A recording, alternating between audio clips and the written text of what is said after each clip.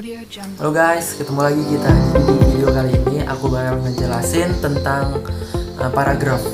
Jadi di paragraf ini kita bakal bahas tentang apa itu paragraf, terus fungsinya apa, jenisnya apa, cirinya gimana, kemudian ngebuatnya itu gimana. Nah, kemudian yang pertama itu ada paragraf. Jadi paragraf itu adalah suatu rangkaian kalimat yang memiliki gagasan utama. Nah, di paragraf ini juga punya ciri-ciri seperti pada kalimat awal di paragraf, kalimat pertama itu dituliskan dengan condong ke dalam, lebih menjorok ke dalam, ke kanan dengan beberapa ketukan spasi. Ada juga paragraf yang bentuk kalimatnya itu sama rata. Itu disebut dengan block style. Block style ini ditandai dengan jarak antar paragraf itu lebih renggang satu spasi dengan jarak antar baris lainnya. Kemudian paragraf ini memiliki gagasan utama, juga memiliki kalimat utama. Nah, kalimat utama dan gagasan utama ini juga berkesinambungan ya. Jadi gagasan utama itu kemudian dikembangkan lagi sampai akhirnya menjadi kalimat utama. Jadi seperti itu. Jadi gagasan utama ada di kalimat utama. Kemudian yang selanjutnya ada kalimat penjelas. Kalimat penjelas ini digunakan untuk memperjelas dari kalimat utama itu. Kemudian satu paragraf terdiri dari satu gagasan utama dan beberapa kalimat penjelas. Kemudian yang selanjutnya itu ada jenis-jenis paragraf. Untuk jenis-jenis paragraf ini ada seperti paragraf deskripsi, eksposisi, kemudian persuasi, argumentasi, dan narasi.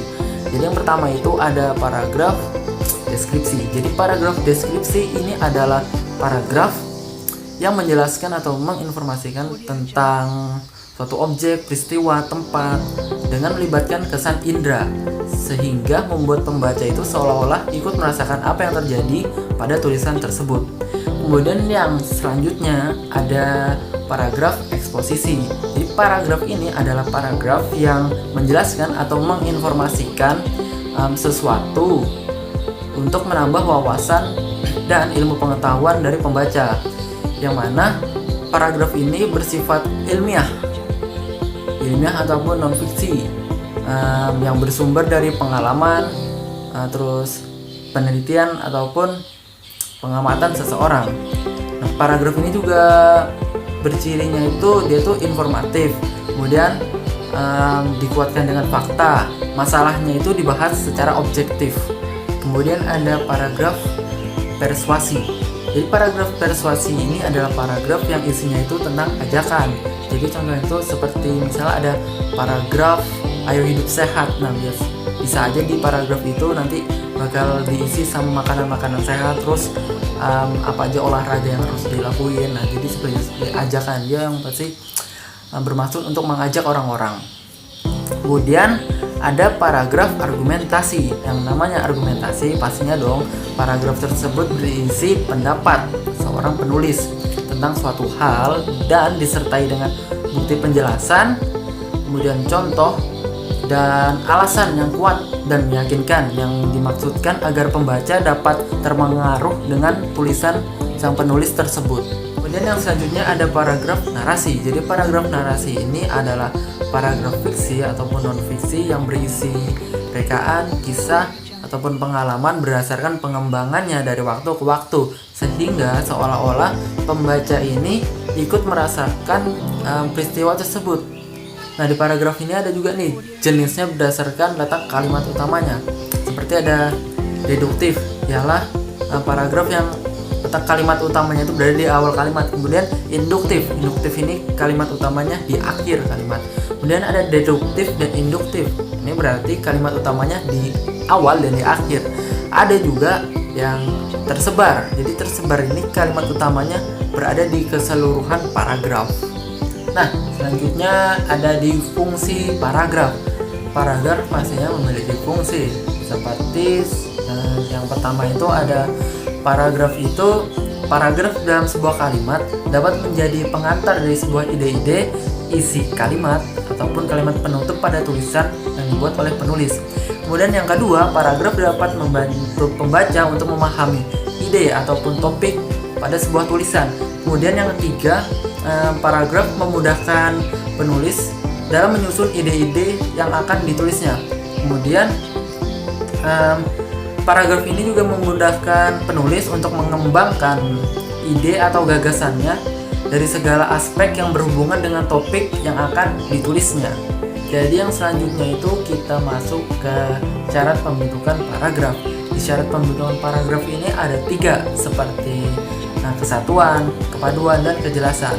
Maksud dari kesatuan ini adalah pada paragraf itu hanya boleh memiliki satu gagasan utama. Jadi suatu yang inti itu ya cuma satu di paragraf itu. Kalau misalnya ada 2, nanti bisa-bisa pembacanya jadi bingung maksud dari paragraf ini itu apa. Jadi seperti itu. Kemudian masuk ke kepaduan. Kepaduan ini adalah berhubungannya antara gagasan utama dengan kalimat penjelas. Jadi satu sama lain itu saling berhubungan. Kalimat penjelas itu mendukung dari gagasan utama, dan gagasan utama juga cocok sama kalimat penjelas. Kemudian ada kelengkapan. Nah, kelengkapan ini yaitu adanya gagasan utama dan kalimat penjelas. Nah, untuk materi yang selanjutnya itu ada metode pengembangan paragraf. Metode pengembangan paragraf ini cukup banyak.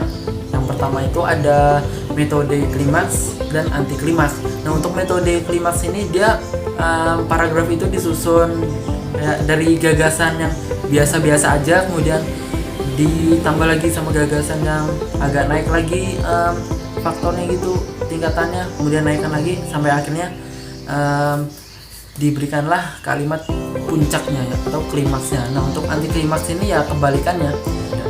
Kemudian ada berdasarkan sudut pandang. Nah, kalau sudut pandang ini dia pengembangan paragrafnya itu berdasarkan urutan waktu ataupun urutan ruang. Kemudian ada perbandingan dan pertentangan. Jadi untuk metode ini paragraf itu dikembangkan dengan cara membandingkan ataupun mempertentangkan suatu hal yang memiliki kesamaan ataupun perbedaan. Jadi dia ada suatu hal yang dibandingkan gitu. Kemudian ada analogi. Nah, kalau analogi ini adalah membandingkan dua hal yang memiliki kesamaan, baik itu dari fungsinya ataupun bentuknya. Kemudian ada contoh. Jadi pengembangan paragraf dengan contoh ini pastinya di paragraf tersebut diberikan contoh agar paragraf tersebut menjadi lebih dapat dipercaya. Kemudian ada sebab akibat. Untuk ini sebab itu dapat menjadi gagasan utama dan akibatnya dapat menjadi kalimat penjelas ataupun sebaliknya. Kemudian ada proses. Pengembangan dengan proses ini pastinya paragrafnya itu dia menjelaskan suatu urutan tahapan sampai mendapat hasil. Untuk yang proses ini itu prosesnya harus dijelaskan secara logis dan menyeluruh. Kemudian ada umum khusus. Nah, pengembangan ini kalau misalnya pengembangan dari umum ke khusus ini akan menciptakan paragraf deduktif atau kalimat utamanya itu ada di awal. Nah, kalau misalnya pengembangannya secara khusus ke umum akan menjadi induktif atau kalimat utamanya itu berada di akhir kalimat. Kemudian ada klasifikasi. Nah, paragraf ini dikembangkan dengan cara mengelompokkan suatu hal. Nah, yang kemudian dirinci lagi tuh dari kelompok tersebut. Kemudian ada juga yang definisi luas. Nah, paragraf ini dikembangkan oleh pengarang, yang mana pengarang itu memberikan suatu keterangan ataupun arti terhadap suatu hal. Seperti itu saja video dari paragraf kali ini.